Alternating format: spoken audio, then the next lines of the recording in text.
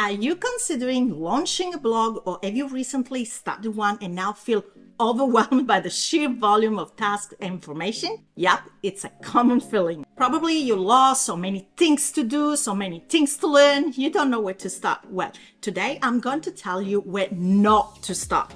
Sit clear from this blogging advice. These tips are the worst and they will mess up your blogging journey. With nearly 7 years of experience in the blogging world, I've encountered lots of advice, some helpful, some not so much, and some downright harmful. So today I'll share the worst advice I've come across. By avoiding these pitfalls, you'll not only save time, but also protect the success of your blog. And trust me, I speak from personal experience. I've unwittingly followed a few of these pieces of advice and faced the consequences. But without further ado, let's dive in.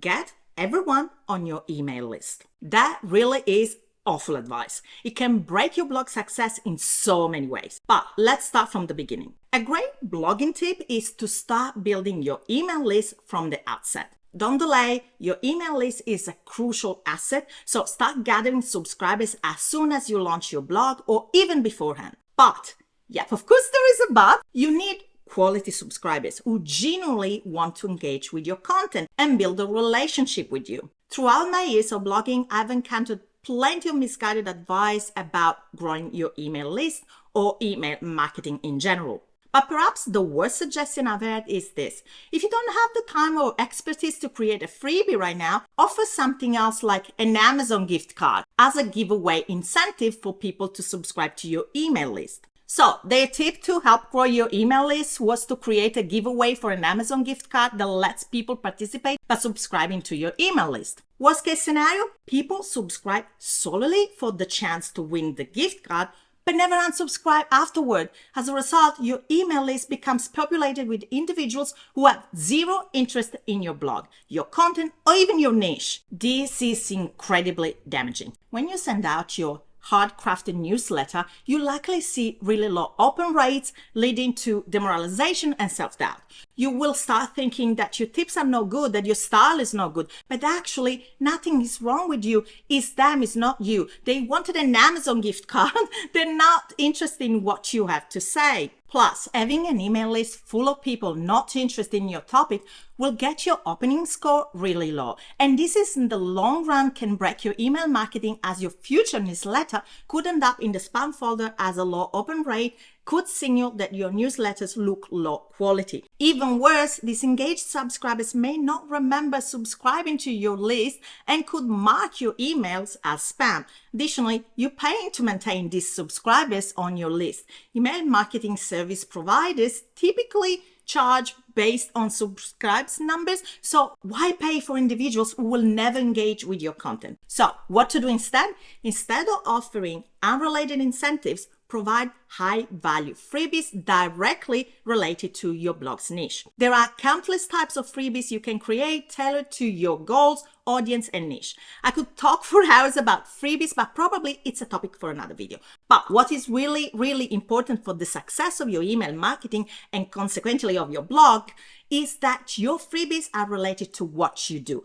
Offering relevant freebies not only attracts genuine subscribers, but also enhances the success of your email marketing efforts. But what if you lack the time, resources, or knowledge to create a niche-specific freebie right away? Don't wait to start your email list. While offering a freebie is ideal, it's not the only way to attract subscribers. You can begin by placing subscription forms at the end of your blog post, encouraging readers to stay informed. Actively prompt your audience to subscribe if they want to delve deeper into your niche. You can also use plugins like PostGopher that automatically convert your blog post into a PDF and send it to your subscribers. I offer freebies on my website, but I also have PostGopher on all my blog posts, and you'd be surprised how many people subscribe just to have the blog post in a PDF format. If you want to check out the plugin, I'll link to in the description box down below. You can also collaborate with other creators in your niche for shout-outs or organize giveaways with prizes closely aligned with your blog's focus and style. There are so many strategies for growing your email list, even if you're not ready yet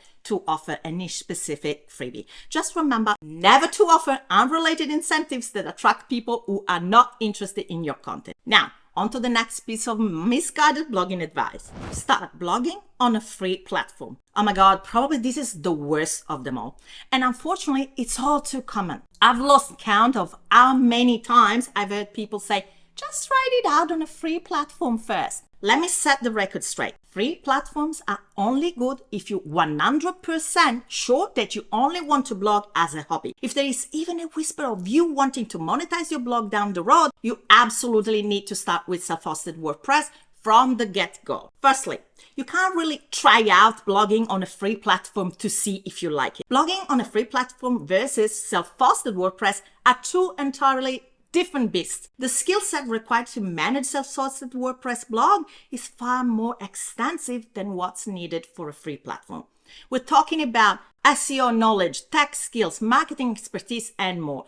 Sure, free platforms allow you to write posts for an audience, but blogging encompasses so much more than just that. You can't truly understand your enjoyment of blogging on a free platform and then smoothly transition to self-hosted because the experiences are worlds apart. You might enjoy one and hate the other. If you simply want to test your writing abilities and consistency, you can do that offline without immediately publishing. Establish a writing schedule, craft posts for your future blog, and if you find you enjoy it, dive into self-hosted WordPress directly instead of wasting your time building your blog on a free platform. And if you're keen to test the viability of your blog's topic, style, and marketing strategies before committing to hosting, I'm sorry to say, but free platform won't cut it. The constraint of free platforms limit your ability to truly understand your blog's potential compared to what's possible with self-hosted WordPress. Plus, you can't learn very well by using a free platform, as every time you hit a snag and seek advice online, you'll find that the resources primarily cater to self-hosted WordPress users because experienced bloggers use WordPress.org and tend to favor and write about what they know best. Lastly, starting on a free platform and then transitioning to self-hosted will affect your blog success.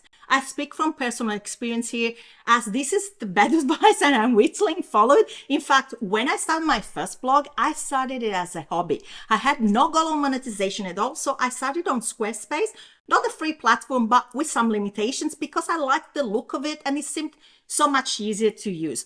But once I understood that it was actually more than a hobby, also known as we start making money from it, it became clear that self-hosted WordPress was the way forward for serious success. The migration process was a nightmare. We grappled with domain transfers, DNS propagation, content migration, URL redirection, website redesigns, and a laundry list of other headaches. We lost most of our comments, some shares, and saw a significant dip in domain authority, Alexa ranking, and traffic. So do yourself a favor. If you're serious about your blog, not just being a hobby, start with self-hosted WordPress from the get-go. Before I move on to the next terrible piece of advice, if you want to learn more about how to start a blog and make money blogging, then make sure you click the link in my description box because I have a free guide that will dive deeper into how to create your own blog and get you started. This guide will walk you through the blueprint I used to start my blog that turned it into a multiple six-figure business and comes with in-depth strategies, assignments, and tons of actionable tips so you don't want to miss out. Get it for free at the link in the description box below. Back to terrible blogging advice. Wait for monetization. What? Didn't you start a blog to make money? So please make money. Do not wait. You'll often hear people say you should build your blog and audience before diving into monetization strategies, but frankly, we hear this terrible blogging tip very often and it doesn't hold water. Their excuse to give you this bad suggestion, they'll tell you that you need to establish an audience and earn their trust before introducing ads or affiliate marketing on your blog. No. For starters, if you incorporate monetization elements like affiliate links, sponsored posts, or ads from the beginning, your audience becomes accustomed to them. It becomes part of the fabric of your blog. Introducing these elements later on might catch your audience off guard or even disrupt their experience. Plus, especially with affiliate marketing, you're providing a service to your audience, including all the necessary links in your blog post streamlines the process for your readers, saving them valuable time. Ever felt frustrated when a blog gives you a helpful tip but doesn't link to a specific product or resource mentioned? It's a waste of time. Readers expect a seamless experience, from problem solving to accessing solutions with just one click. Honestly, I hate when a blog gives me a great organizational tip and then they don't link to the specific box they've used. They are wasting my time. I expect them to solve my problem from A to Z. Please tell me what to do, how to do it, and let me get what I need with just one click. Plus, starting with affiliate marketing from day one can save you a ton of time. If you wait to add affiliate links to all the posts, it becomes a really time-consuming process to go back, update links, and optimize for sales. So think about monetization as you create your content, rather than wasting those initial months without earning potential. Why waste valuable time and voluntarily forgo the opportunity to earn money? I made $128 in my first month of blogging because I had active monetization channels. You can't win the lottery if you don't buy a ticket. While building your audience trust is crucial for conversions, you never know who might be ready to make a purchase right away. I've personally bought from links on a blog I visited just once, and I'm sure I'm not alone. Sometimes readers don't need to fully trust the blogger to make a purchase. If the blog post effectively outlines the pros and cons of a product or service, they might decide to buy on the spot. Those who aren't interested in purchasing aren't obligated to click on the link, but it's there for those who are ready. And it'll still be there as your audience grows and trust deepens. However, it's essential to strike a balance. Don't overwhelm your blog with ads and affiliate promotion, as it can detract from the user experience and deter repeat visits. And only promote products or services that are relevant to your blog post and genuinely benefit your readers. By the way, if you're enjoying the tips so far, hit the subscribe button to get more tips on how to grow your blog and make money blogging. It's free. Back to the next piece of misguided blogging advice. Write about what you love. Okay, this tip is a bit of a mixed bag, but there is some truth to it. Simply writing about what you love isn't enough. Frankly, nobody cares solely about your personal interest. People want value. They want tips, tricks, and solutions to their problems. They want content that resonates with their own interests and needs, not just yours. There is a silver lining. You can still write about what you love, but you need to frame it in a way that's all about your audience. Let's say you're passionate about your daily walks. Kudos to you. If you write a post about the walk you took yesterday, chances are not many people will be interested. But if you focus on the benefits of daily walks and how they can improve their lives, you might attract more readers. Why?